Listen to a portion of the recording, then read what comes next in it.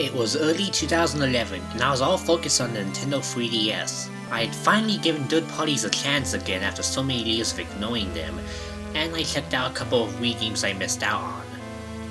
But by that point, the system was getting pretty old. The Legend of Zelda Skyward Sword would launch later that year, so until then I had to make do with my 3DS and play whatever new games came out on that.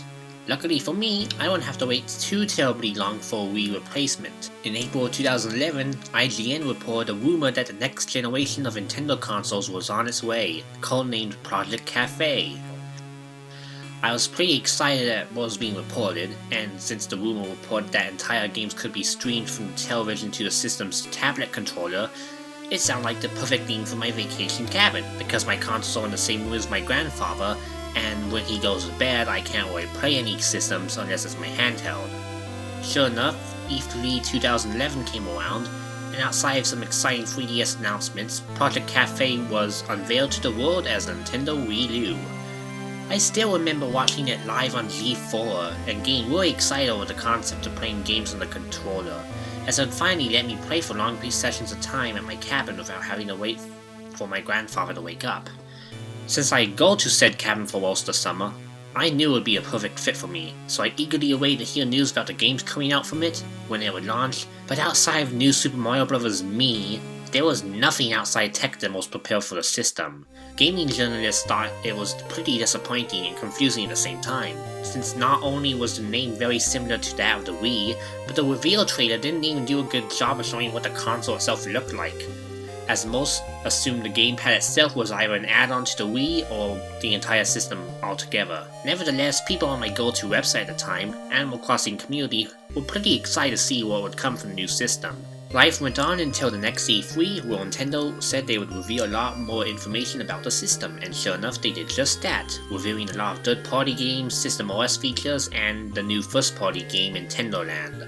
But once again, fans and critics were wondering where the first-party games were, since outside New Super Mario Bros. U and Nintendo Land, the majority launch window games were late ports from third parties or games that were coming out too far in the future to even focus on. By that time, I moved on from Animal Crossing community to Nintendo Life, and people there were a lot more concerned about the state of the system. While they did reveal the price and a few more exclusive games in September, the launch window still seemed to be rather empty in comparison to the 3DS. Despite this, being the big Nintendo fan I was at the time, I still wanted to pre-order a black one immediately after the September conference. Unfortunately, my grandmother remembered the launch of the Nintendo 3DS, where I saved up $250 throughout the past several months, and then purchased it only to have little to play until June, before the price dropped only 2 months later. She was adamant about the Wii U going through the same thing sooner or later, and even though the basic model was cheaper than the deluxe set, she still refused to let me pre-order the system despite me saving up enough money for it, insisting that they would have enough for launch and I could get it if I really wanted one anyway. But I knew for a fact that would not be true, since I remembered the hurdles my mother had to go through to get a Wii back in 2007, and how the 3DS quickly sold out at our local GameStop at launch. And just as I expected, the Wii U sold out at all my local stores within the next few weeks. Since she was proven dead wrong, I scrambled to check the stores in my local area every week to see the waiting list got smaller, and 3 weeks before launch I managed to snag a returned basic set pre-order at Target. So even though I was victorious in scoring a pre-order, part of me still felt empty. You see, even though I had $300 for the system, I lacked money for games.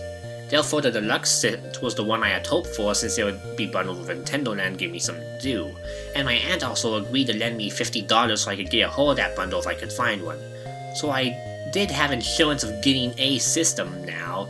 I still wanted to get my hands on the deluxe set, so on November 18th I asked my grandmother to take me to my local Sears stores before opening hours as a crazy last resort, because I heard a rumor on the internet that Sears would get some stock of Wii U's in on launch day. And it somehow worked. Sears is far from a decent place to buy video games, but they managed to have 3 deluxe sets in stock.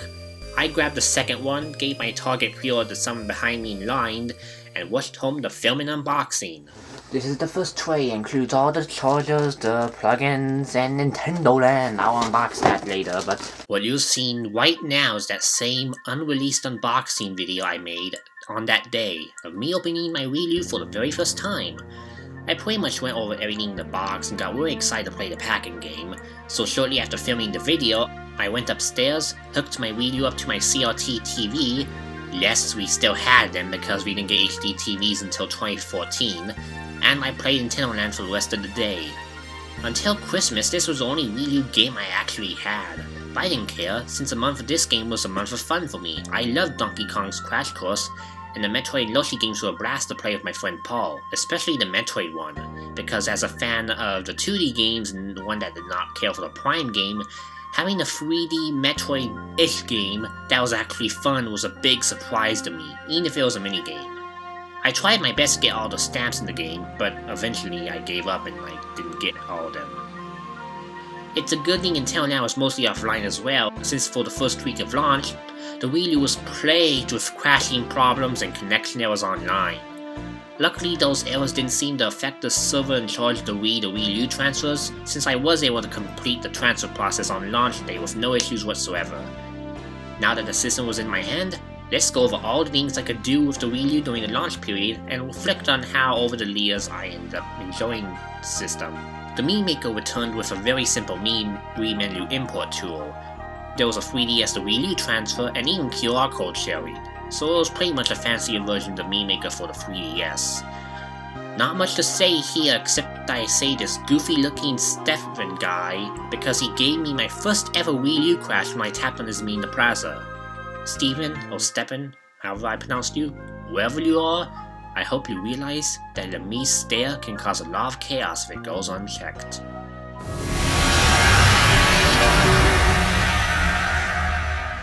The activity log also returns from the 3DS, but it's really gimped compared to the portable counterpart. Instead of being able to look at some rankings such as average time spent, the amount of times a game was open, and total playtime, you simply get the latitude for individual games that appear on the calendar. There's no big book of applications here, and without the ranking bit, it made the app feel pretty pointless, so I barely used it.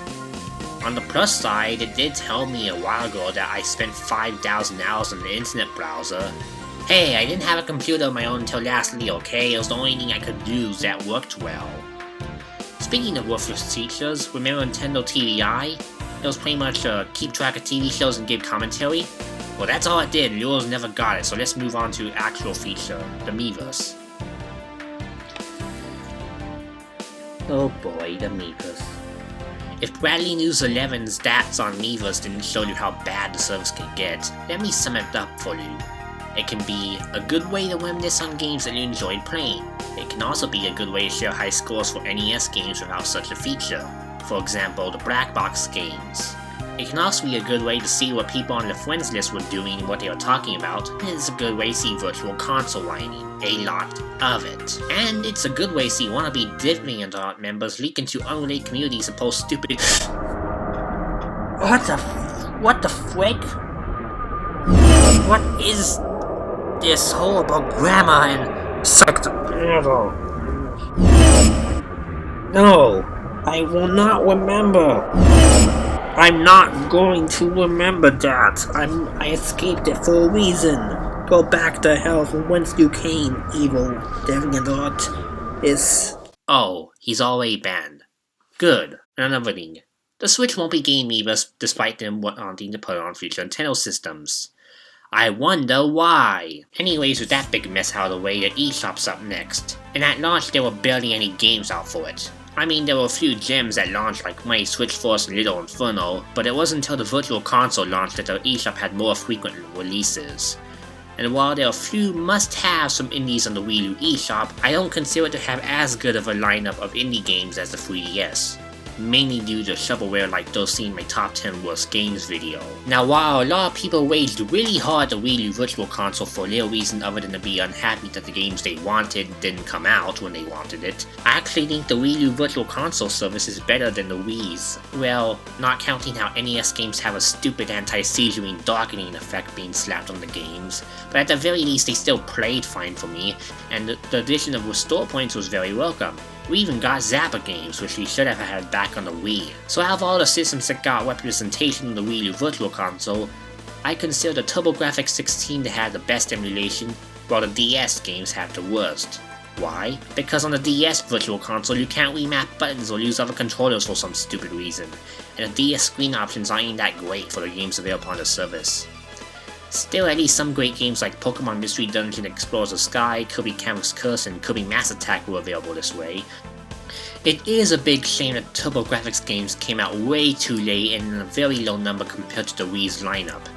Though that can also apply to the other Virtual Console systems as well, but at least the NES, Super Nintendo, and Nintendo 64 got exclusive Virtual Console games that you can only get on the Wii U, though an exclusive TurboGrafx game is an import. A very, very good one, but still. So last but not least, I'll look back at some physical games I remember the most from the Wii U library. Now bear with me here, cause I can't really show off gameplay footage of these games because my capture device is starting to act up around big retail games, and I don't want to show you a blurry mess. So you'll get a nice fancy box to look at instead. First up is Nintendo Land. Wait, I already talked about this. Okay, let's go New Super Mario Bros. U. And there's really not much to say, it's just another 2D Mario adventure with the same set of assets they've been so picky on reusing over and over since 2009. There is DLC out in the form of New Super Luigi U, and I found that to be a much better adventure because the levels are shorter and the challenge is a bit better compared to the original. But if you really want a definitive 2D Mario adventure, then Super Mario 3D World is the perfect game. No, I refuse to acknowledge it as a 3D Mario game because the game is little more than 2D Mario in a 3D space without all the exploration, secret findings, and all the cool stuff that you could do in every 3D console Mario beforehand. This is essentially the Mario game that should have launched to the system to begin with, as it's a fantastic adventure. Sadly, it seems the Mario team used this 2D action to 3D plane as an excuse to not release a real 3D Mario adventure along the likes of Galaxy or 64. But we did get a pseudo-sequel a year later in the form of Captain Toad Treasure Tracker, which takes the really fun bonus levels from 3D World and makes it into a separate game. Once again, I prefer the expansion over the original product, so I strongly recommend Captain Toad for those who skipped out on it. It's a very fun puzzle game. Oh, and who can forget Super Smash Bros., the game people hoped would make the Wii U perform better than it did in the end, but it kinda backfired on Nintendo when they released a 3DS version that did much better due to Japan's obsession with portable markets. Oops. But in all seriousness, Smash Bros. For the Wii U is a very polished fighter, and my friend Paul and I had a blast spending the majority of 2015 clearing the single player with every single character, including the DLC ones that came out every now and then. And while I was disappointed at the lack of any good single player modes like Adventure Mode for Melee, it's still one of the best multiplayer games for the system, and one that I consider to be a lot of fun to play to this day. An honorable mention for retail games goes to Shovel Knight for its oversized manual, and while it's nowhere near as good or fun as other indie games like Guacamelee or Mutant Mud Super Challenge, it was still a fun game that I've let to beat on the Wii U. They didn't do a good job on the box though, as it had a crappy build quality, so I swapped it with my Nintendo Land box. Hence the sticker on the Nintendo Land box that says there's a soundtrack inside. And finally, the last Wii U game I ever bought at retail, and probably ever, is Pokken Tournament. I made a few minor gameplay videos on this game already, and I really love this game as an online multiplayer experience. It has a nice roster of Pokemon to choose from, including my favorite from the Star lineup, Isn't That Why It Breaks in Me? A great online multiplayer mode, and a lot of unlockables depending on how you level up your Pokemon. Unfortunately, my biggest problem with the game comes from how repetitive the single player is. Since the small roster of Pokemon to choose from means that you'll often fight the same types of Pokemon over and over again in league matches, and you have to repeat that so many times just to qualify for the tournament. It's artificial padding, and I don't like it. I'm also quite upset the DLC characters skipped the Wii U version, but damn, if this really gets ported to Switch, I hope I can play as Braixen and Empoleon. Even though Braixen's better. And now that I shared my memories of the Wii U with you guys, we move on to the finale. I mentioned this not too long ago, but the Wii U sold really badly. Not just compared to the Wii, but also compared to the GameCube, which was Nintendo's previous lowest selling console.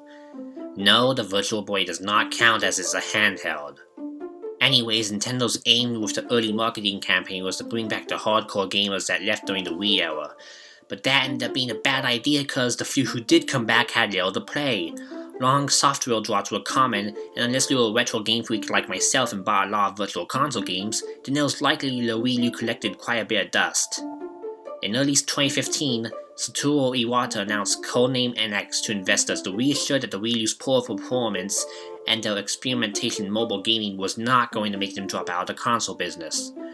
Unfortunately, this news of a codename and new system made fans go insane.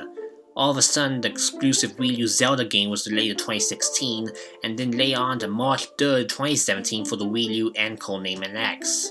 Come in the middle of 2016, Nintendo only released 5 Wii U retail games, with Paper Mario Color Splash being the final Wii U exclusive from Nintendo. Around that same time, Codename NX was also revealed as the Nintendo Switch, causing a lot of indie devs to cancel their projects for the system, either due to understandable reasons of wanting to perform better on the newer hardware, or backstabbing the Wii U only Kickstarter backers. As I work on this video, the Switch comes out in just 2 weeks, and it's probably near launch or afterwards by the time you watch this. So, in the end, was the Wii U the stupid and gimmicky Nintendo system for kiddies that's not for hardcore gamers that overly loud YouTubers made it out to be? Well, to be honest, I don't think so. I had a lot of fun with my Wii U than I ever did my Wii. That was mostly due to the aforementioned quality games on the system, along with the high amount of Wii U Virtual Console titles I played. Until I got my PS4 and set up a Steam account, this was my go-to system even during those awful game droughts, and my backlog for the Steam will probably be full for quite a while. Still, I kind of understand why some felt the need to skip out on it, cause outside of Wonderful 101, Splatoon, and Bayonetta 2, a lot of former Wii U exclusives have made the jump to other platforms, either through direct ports like Mario Maker and Yoshi's Woolly World, or by being a slightly different version of an exclusive game that prevented the Wii U counterpart from becoming a must-have. For example, New Super Mario Bros. 2 on 3DS compared to the New Super Mario Bros. Game on Wii U, Mario Kart 7 compared to Mario Kart 8, Smash Bros. 3DS compared to Smash Bros. For Wii U, you get the point. And since the Switch is looking like it's going to offer more ports to Wii U games, it's kind of hard to recommend this system for newcomers to Nintendo, the Wii U, or gaming in general. But I did have a ton of fun with this system, so I do think it has been a great 4 years. Even if it's been a bit wacky, I had more interaction and fun than I ever did in my Wii. Hopefully the Nintendo Switch will be even better and can get more people to enjoy Nintendo games again. That's my hope. And hopefully when it comes out on March 3rd, they also bring out more Virtual Console games so that the retro gamer in me and the retro gamers in all of you can come and enjoy the Switch. So, what were your memories with the Wii U? That's kind of what I want to hear about the most. Let me know in the comments what you think about the Wii U, the library, the history, whatnot. Share me your memories, cause Eternal Memories is a series I made so I can share my memories of stuff I like, and subjects I like, and so that people in the comments can discuss maybe their memories, or comment on what's going on, what they think of it. Like always, feedback would be appreciated. This is kind of my biggest video in a few months, and I just hope it goes over well because I had a lot of fun making this. It was nice to look back at the Wii U, and overall I do think it's a great system. I can safely say that this thing has given me lots of entertainment over the past 40 years, and as you can tell from my Roll Now case, I've kind of used it for many hours, especially for the internet browser. But yeah, this fun little clicky system, I'll cherish it for a while. I'm not gonna sell it, probably never will. I'll probably play some Wii U games after I get my Switch so I can catch up on my backlog, and even though the Switch is probably going to be the much better system quality-wise, this still is an interesting piece of Nintendo history that I hope will go down as the Dreamcast for Nintendo in like a decade or so. So yeah, that's Eternal Memories on the Wii U. I thank you guys for watching, and I'll see you on the next video. Bye.